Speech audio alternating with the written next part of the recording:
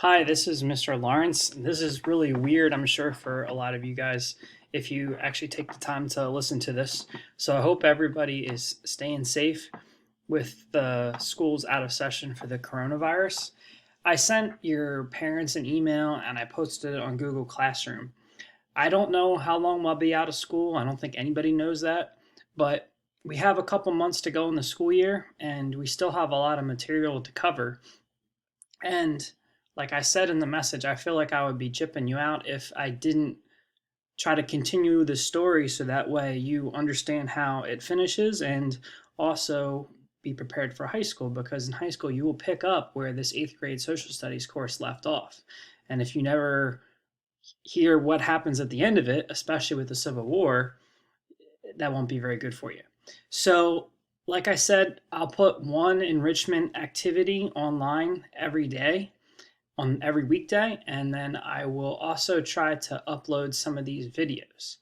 So I'll put these videos on the Google Classroom and I'll try to put them on YouTube as well. You won't have to see my face because I know that's really ugly and I'll make it bad. So we'll do this basically just like we did in class, where I'll have 3 notes a day and I'll explain it, and you don't have to write it down, obviously, but just try to look and listen and see if you can learn something. So if you can actually remember back to last week, it feels like probably years ago, we were talking about Unit 6, which was Westward expansion. And if you remembered, we just had a war with Mexico, and we got a lot of land with Mexico, but now we don't know what to do with it, because the number one issue that has been plaguing our country is going to rear its head again, which is slavery. And you have the North and South both wanting to do different things with that new land that we got from the Mexican War. Remember, we got California, we got Arizona, we got New Mexico, we got Nevada, we got Utah, and we had gotten Texas before after they had won independence.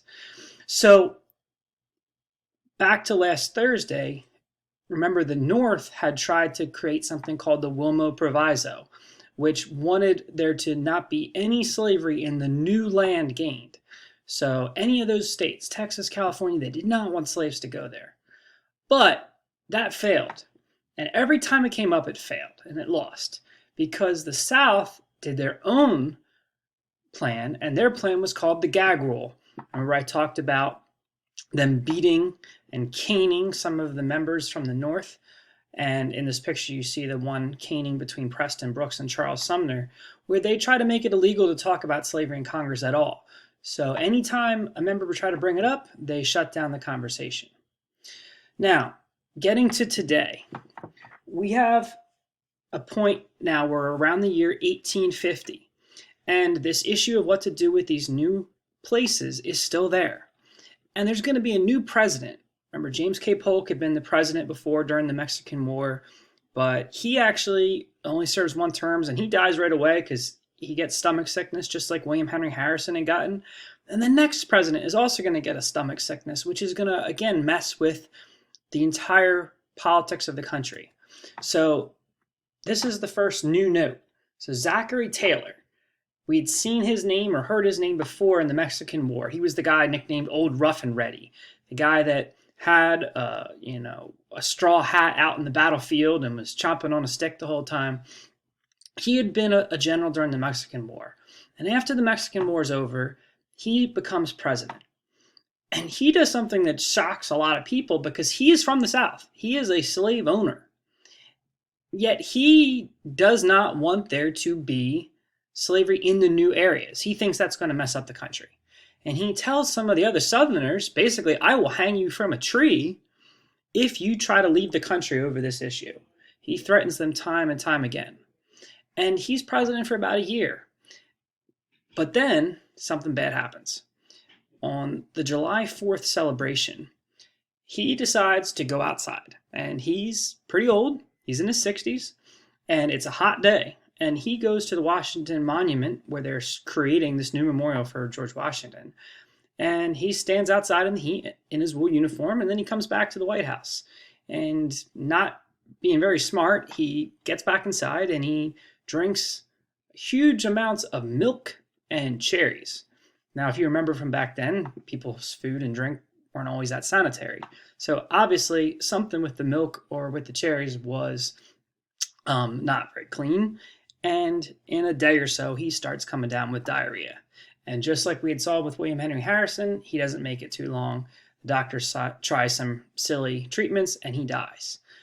But Taylor, again, was doing something very different from what people expected. He was from the South, and he had been telling the Southerners to cool it. You can't leave over slavery. You can't leave because you don't get what you want. But now he's dead. And when he dies, it opens up an opportunity for there to be a new deal that is going to somewhat help the South. And that new deal is going to be called the Compromise of 1850. So there had been a compromise for 30 years. We had talked about that in Unit 5, called the Missouri Compromise, where they had literally set a line and they had tried to pair free states, slave states, free states, slave states. And at this point, it's 15 free and 15 slave. But this deal is going to open up the possibility of there being more slave states in the future. Not now, but in the future with some of this land brought in. And it's basically packaged together as 5 different parts. And you don't need to know every single thing. I'm a nerd and I like knowing all that stuff. Part of it is the DC bans the slave trade inside Washington City. We're going to get to another part of it called the Fugitive Slave Act in a couple days. It brings in California as a free state. It makes Texas give up some of their land. They had wanted to say that they owned like bajillion acres of land. They had to give up some of it. But the main thing is it creates this area in the Southwest where Utah is, where New Mexico is now, where Arizona is now, where Nevada is now. And it said that those areas are allowed to be slave states if they choose. So in the future, if there get to be a lot of people in those areas, not California, but in those other areas, Texas, Nevada, Arizona, New Mexico, Utah, then they could come in as slave states. So the writing's kind of on the wall for the future here, where maybe 10 years, 5 years down the road, there could be more slave states than free states. And this deal is, people are saying that everybody's going to be happy. Well, people are not going to be happy for long because the South isn't happy for very long because they're going to move on to the next issue, which is some other states, Kansas and Nebraska, and we'll get into that another day. And the North is obviously not happy because they feel like the deal that has been there for 30 years has now been ripped up just to make the South happy. And they also can see that in the future there might be more slave states and they won't be able to stop it. Over the next 10 years, from 1850 to 1860, which is the end of this unit, end of Unit 6 is 1860, there are going to be 3 more presidents, and all of them are going to do a pretty bad job.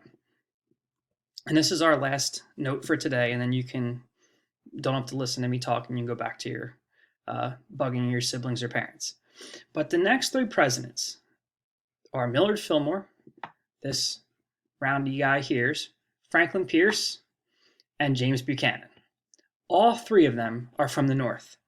Yet all 3 of them are what are nicknamed dough faces.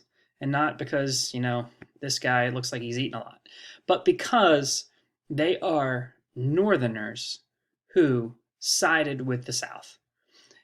They were friends with Southerners. They went to parties with Southerners. They were supported by Southerners in their elections. And in fact, that was the reason they got elected. In Pierce's and Buchanan's case, Fillmore becomes president after Taylor dies. But they're supportive of the South's point of view. And the South's point of view is that there should be the possibility of slavery in some of these new areas. The North should not close off the possibility of there being slavery in some of these new areas. And so time and time and time again, Fillmore, who is going to be president for 3 years after Taylor has died, Pierce, who becomes president for 4 years, and Buchanan, president for 4 years, they are going to side with the South. And it's going to make the issue worse. Fillmore is kind of a racist and an anti-immigrant. He later becomes head of the Know Nothing Party, which we had said earlier in this unit.